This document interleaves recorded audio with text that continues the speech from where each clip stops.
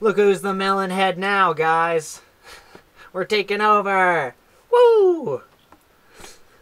Today, I'm going to talk about a group of long-haired outcasts that came from a bunch of small towns across the states and formed together in 1990 in Hollywood, of all places. Due to a fortunate connection the lead singer had to Axl Rose, they threw together a 4-track EP and were signed immediately to write their debut album. Moving to North Carolina because they felt like the glam rock scene at the time was just totally clashing with the sound they wanted to create. They didn't want to use modern production, and they used all these cool old outdated amps. They take on old jam band styles from like the 70s and they transform it into a more modern rock. They credit their move to North Carolina with making them a much better band, giving them more chemistry and just making them more a cohesive unit. They even managed to tour their new material for 6 weeks before eventually settling down in Seattle and teaming up with Rick Parasher, who had worked with Pearl Jam and Alice in Chains. He'd even go on to work with Nickelback to have the Grammy-nominated Silver Side Up, and also Bon Jovi with Have a Nice Day. He clearly had an impact on rock music in the 90s and early 2000s, and many of them were hugely popular albums that still maintain a pretty high regard these days.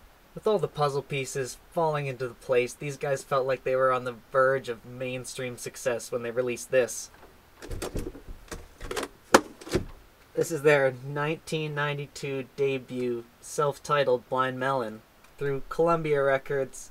It was actually pretty slow to take hold, but through a music video or two, they eventually attained quadruple platinum status with this record. It's a eclectic combination of all things rock, from 70s jam band inspiration to folk rock to psych rock, funk rock, pop rock. Everything and the kitchen sink has been thrown into this one. These guys are clearly rock enthusiasts, providing a glimpse into the past of rock while all at the same time suggesting a bunch of cool and unique directions it could take on in the future.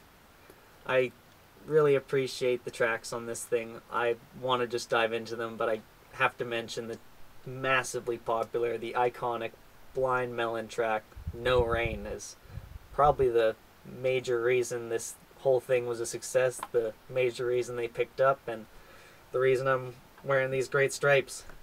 So, let's dive into the very first track, Soakin' Sin. A funk bass jam taking sort of a Chili Peppers sound and fusing with an old 70s classic jam band to create something that's modern rock sounding, maybe a more dynamic Finger 11 track, similar to Paralyzer in a way. I think it's also a really interesting track lyric-wise, with themes of retribution and acceptance, sort of trying to find a way to be satisfied with an unfulfilled life.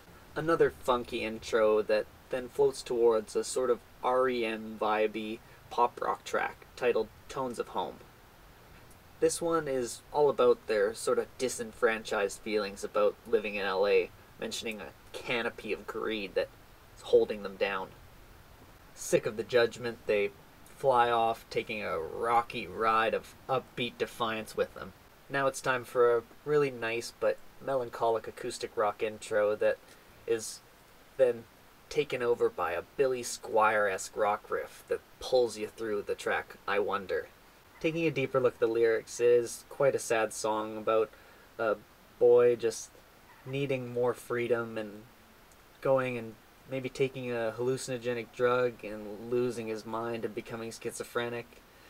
It's super somber, but it's open and it's epic. It's quite a track. I definitely recommend checking this one out. As open as it is, it still manages to be a really busy rock track, and I think busy rock is one of the best ways I can describe Blind Melon as a genre.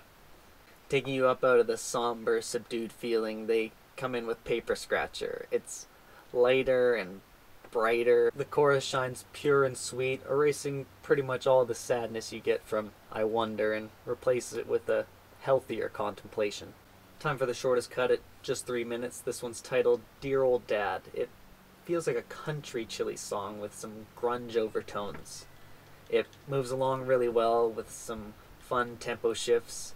It's all about losing a lover to God and kind of the disbelief that's associated with that. Change is the very first track that Shannon Hoon ever wrote, and boy does it remind me of Bob Dylan. With folk guitars, harmonica, and some potent poetry, it makes for a pretty sweet spot on this LP. Hearing a line like, "When life is hard, you got to change," is so tough coming from Shannon, knowing that he died of a drug overdose on the tour bus touring their second album. Many stints in rehab, the death of Kurt Cobain, having a daughter only gave him brief stints of sobriety. He really just had a devil on his shoulder, for lack of a better term, and sort of a musical analogy. It's just so tragic to hear.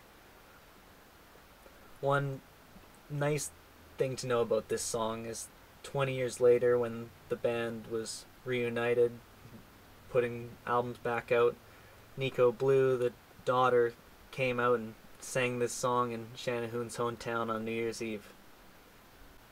I really wish we could find out why all these incredible, charismatic, dynamic individuals need to constantly seek to escape themselves. Going through Shannon Hoon's life, it linked me to the Wikipedia article of drug overdoses, and the list is just so staggering. The amount of incredible people that, and just the amount of people in general that hit this list, it just completely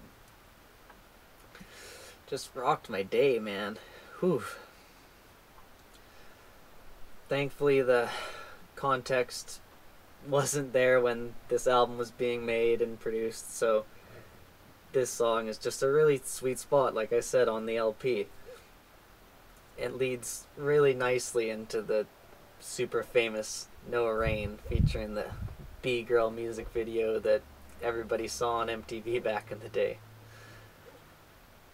This song is soft, a little whiny, and super euphoric. If you haven't checked it out, you gotta have a listen. It's linked down below, along with any other music I might have mentioned, other albums and stuff. Always down there. Just overall a lighthearted, upbeat anthem for the escapist, depressed wannabes who need a break. As someone who grew up on them, I can't help but hear the Chili Peppers popping up again and again on this album. This time, though, the vocal delivery is more Chad Kroeger-esque, giving this sort of a psychedelic, depressed Nickelback feeling. The track's called Deserted, and it's just got a cool combination of a bunch of up-and-coming sounds that sort of feels like they're pushing forth the genre and giving a guide for the rest of the decade with this one. I must say that that particular era, the early 90s, was just such a iconic sound for me when I discovered it first. It hit me at the right time in my life that it can't help but just groove along to this track and many of the others here. Named after the house they rehearsed in when they were living in North Carolina, Sleepy House stays true to its name in terms of feel, but the themes stick to the twists and turns and struggles they all kind of experience with addiction at this point in their lives.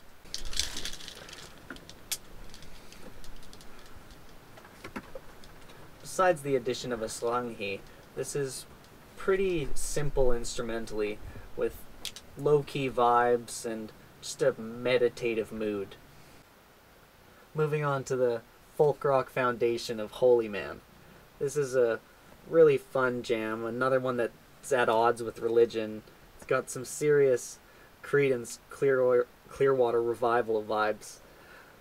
I think it's just a solid building, classic sounding track that has some really great harmonics. A line like, "I've been shown the way 1,000 times before, not one's a keeper," oh, just grabs you and it's fun, it's groovy. I like it and I can't help but really enjoy most of these tracks. Onto what might be my favorite track lyrically. This is Seed to a Tree.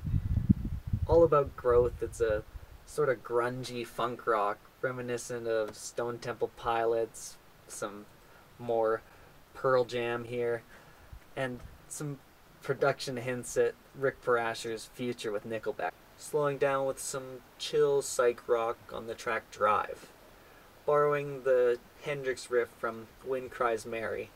This one is calm, laid back, ultimately not that memorable besides that riff that you can't forget, but I don't know, probably the low point on the album for me is this track, and I feel like you could have skipped it because the next track really complements Seed to a Tree well. Time is the closer, and it's the longest on the track list. It starts off with a riff that feels like Johnny Cash and some woo-woo-woos that remind me of something you might hear from Mumford & Sons or Lumineers or Of Mice and Men. It turns into this classic jam band feeling that really defines this band and shows that they truly had such a unique chemistry and way of working off each other, with this being almost so busy it's tough to keep up with. Such a shame that they didn't manage to maintain that chemistry for longer than 5 years, and it's pretty obvious that Shannon played a huge part in that. It took 11 years to replace him. Coming out with a diverse set of songs, Blind Melon's debut was an alt-rock sensation. It was really just the band getting started and trying out all different rock directions and seeing what way they wanted to take their sound in the future. Soup was definitely a more streamlined production in terms of the whole album and just the whole sound in general. I recommend, if you enjoyed this, for sure give that album a listen. They almost surely would have come out with at least a couple more popular mainstream hits if they had managed to carry on throughout the 90s and into the 2000s. But unfortunately, the drugs that probably pushed some of their inspiration took one of their own and really left an impact on me and hopefully the music industry as a whole at the time. It's just too many amazing people. We gotta have a better way of taking care of them. It seems I'm gonna have to be happy and feel lucky with the couple albums they managed to put out even through the chaos and demons. And until then, we'll just have to keep looking for the right tools and things that we can use to make each other feel better. All we have is ourselves and our time to give one another. Love and appreciation sure does wonders for me, and I want you guys all to know that you're loved and appreciated. Thank you so much for watching, and if you want to stick around for another weekly album review, got a subscription button here that might eventually show up if I shut up, and some more videos that'll eventually show up if I stop talking. But for now, all I can do is just pour some tea for two and speak my point of view, but it's not sane. It's not sane. I just want someone